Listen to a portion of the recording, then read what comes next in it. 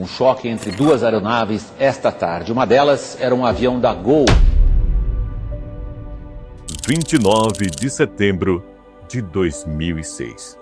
Um Boeing 737 da Gol decola de Manaus rumo ao Rio de Janeiro.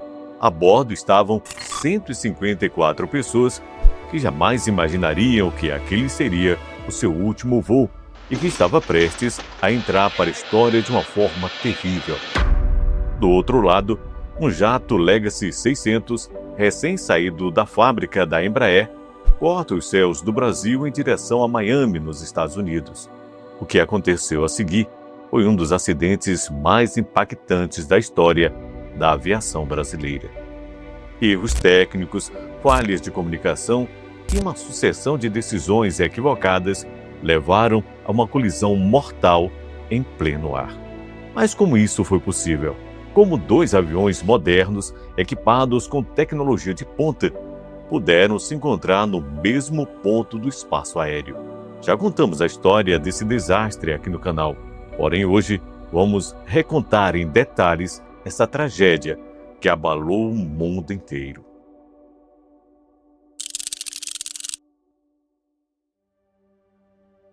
O voo 1907 da Gol era uma rota comercial regulada à Companhia Aérea Brasileira, ligando Manaus ao Rio de Janeiro, operado por um Boeing 737-800 de prefixo Papa Romeu Golf Tango Delta, que era um dos mais modernos da época. O 737 havia voado pela primeira vez em 22 de agosto daquele mesmo ano de 2006, mas foi entregue à companhia no dia 12 de setembro daquele mesmo ano, apenas 17 dias antes do acidente. Ela contava com apenas 202 horas de voo e 162 ciclos entre pousos e decolagens, ou seja, estamos falando de uma aeronave nova, moderna e bastante segura. Naquele dia, 29 de setembro, o 737 recebeu em seu comando o comandante Décio Chaves Júnior, que tinha mais de 15 mil horas de voo, sendo mais de 13 mil em aeronaves iguais a que ele pilotava naquele fatídico dia. Também é importante destacar que Décio era bastante respeitado entre seus colegas e trabalhava como instrutor de voo do Boeing 737. Ele era acompanhado pelo primeiro oficial, Tiago Jordão Cruzo, que obtinha uma experiência total de quase 4 mil horas de voo, praticamente todas em 737. Além dos pilotos, havia 4 comissários de bordo.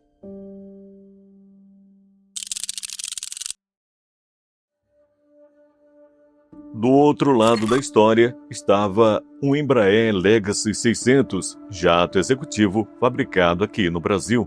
Ele havia sido comprado por uma empresa dos Estados Unidos e estava sendo levado do nosso país até Miami para os cuidados do seu novo dono. O voo partiu da sede da Embraer em São José dos Campos, com uma escala programada em Manaus, antes de seguir viagem até os Estados Unidos. A tripulação do voo foi formada pelos americanos Joseph Lepore, o comandante do voo, e Jean Paul Paladino, seu primeiro oficial. O comandante tinha mais de 9 mil horas de voo acumuladas em 20 anos de carreira como piloto comercial, porém apenas 5 horas tinham sido feitas em jatos Legacy 600. Do seu lado estava Paladino, que nunca tinha voado no Legacy 600, mas acumulava algumas horas no Embraer ERJ-145 e ERJ-135, do tempo em que trabalhava na American Airlines. Ao todo, Paladino tinha 6.400 horas de voo. Além dos 2 tripulantes, estavam no avião de prefixo November 600 X-Ray Lima, 2 representantes da própria Embraer, 2 funcionários da Excel Air e um jornalista vinculado ao jornal americano The New York Times.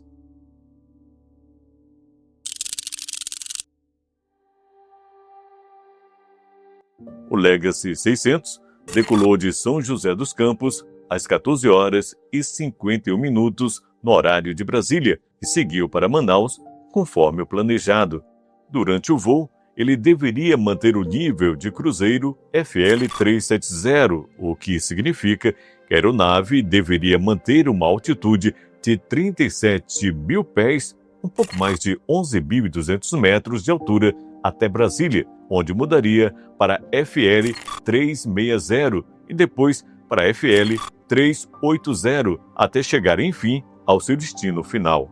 Do outro lado, o jato da Gol realizava todos os procedimentos antes da decolagem. A bordo do avião havia 154 pessoas, sendo 148 passageiros e 6 tripulantes. Com tudo pronto, a aeronave foi autorizada a taxiar e às 15 horas e 35 minutos decolou de Manaus com destino à sua escala em Brasília. Subindo para o nível de voo FL 370, que seria o seu nível de cruzeiro até Brasília, em determinado momento, os controladores de voo tinham 2 aeronaves voando na mesma faixa de FL 370, porém em direções opostas. Uma indo para o norte e a outra para o sul. O problema é que o Legacy 600 jamais desceu para FL 360 após Brasília, como era previsto em seu plano de voo. Ele permaneceu voando no nível de 37 mil pés, exatamente na mesma altitude do Boeing 737. Mas por que exatamente isso aconteceu? Como você pode imaginar, para que 2 aeronaves cheguem a colidir no ar, é necessário que uma série de falhas aconteçam simultaneamente. No caso desses 2 voos, diversos fatores contribuíram para que ambas aeronaves fossem direcionadas para a mesma altitude sem que ninguém percebesse o erro. Os controladores de tráfego aéreo em Brasília assumiram que os pilotos do Legacy haviam lido corretamente o plano de voo e que fariam a descida para FL 360 depois de Brasília por conta própria. Porém, os pilotos não receberam qualquer instrução verbal nesse sentido e não fizeram essa alteração. Como resultado dessa grave falha de comunicação, as 2 aeronaves continuaram em rota de colisão. Outro fator de grande contribuição para o acidente foi a falha verificada no transponder do Legacy 600. O transponder é um dispositivo fundamental para a segurança de qualquer aeronave, transmitindo informações cruciais sobre a altitude e a posição para os radares que realizam o controle de tráfego aéreo. Ao mesmo tempo, o transponder manda informações para o sistema de anticolisão de outras aeronaves, o TCAS. Em resumo de fácil entendimento, esse sistema ajuda os pilotos a evitar colisões entre aeronaves. No caso do Legacy 600, o transponder estava desligado desde algum momento antes da colisão, o que atrapalhou a capacidade dos controladores a monitorarem de forma adequada a altitude da aeronave. Da mesma forma, o sistema de TCAS de ambas aeronaves foi comprometido, criando uma cadeia de eventos que levaria ao desastre. Com o Legacy 600 voando a 37 mil pés, sem transponder e TCAS, e o Boeing 737 da Gol vindo no mesmo nível em sentido contrário, os 2 estavam em rota de colisão direta. Nenhuma das tripulações recebeu qualquer aviso que estavam prestes a se encontrar nos céus da Amazônia. Infelizmente, às 16 horas e 56 minutos, os 2 aviões se cruzaram, causando uma terrível colisão. De imediato, o winglet da aeronave pilotada pelos americanos cortou a asa esquerda do Boeing, que perdeu sustentação e ficou praticamente sem condições de controle. Poucos instantes depois, a aeronave da Gol caiu no meio de uma área de floresta a 200 quilômetros de distância de Peixoto de Azevedo, município do estado do Mato Grosso. Infelizmente, ninguém conseguiu sobreviver. Por outro lado, o Legacy, mesmo com danos graves, seguiu voando, porém exigindo um grande esforço por parte dos pilotos. Sem saber exatamente o que havia acontecido e qual tinha sido o destino da outra aeronave, eles fizeram contato com os controladores e pediram ajuda. Com parte da aeronave danificada, o jato começou a enfrentar problemas aerodinâmicos, mas ainda era possível mantê-lo no ar. Após o contato com a torre, a tripulação recebeu autorização para descer na Serra do Cachimbo, no estado do Pará, o que aconteceu às 17h30, sem que nenhum passageiro ou tripulante apresentasse qualquer ferimento. Foi apenas depois do pouso que os pilotos souberam, por meio das autoridades, que havia colidido com o Boeing 737, vitimando todas as pessoas que estavam a bordo.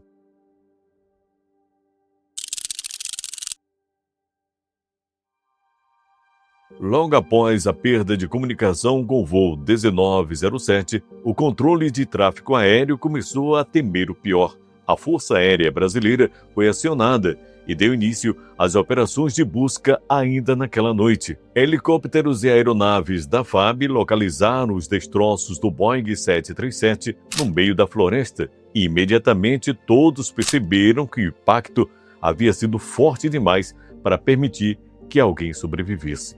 As equipes de resgate enfrentaram dificuldades extremas para chegar até o local, já que o acesso terrestre era quase impossível devido à densidade da vegetação, e as equipes tiveram que ser transportadas por helicóptero. O cenário no local do acidente era de total destruição. Corpos, assentos e fragmentos da fuselagem estavam espalhados por uma vasta área, comprovando a gravidade do impacto. Logo após o acidente, uma grande investigação teve início, culminando no relatório publicado em dezembro de 2008 pelo CENIPA.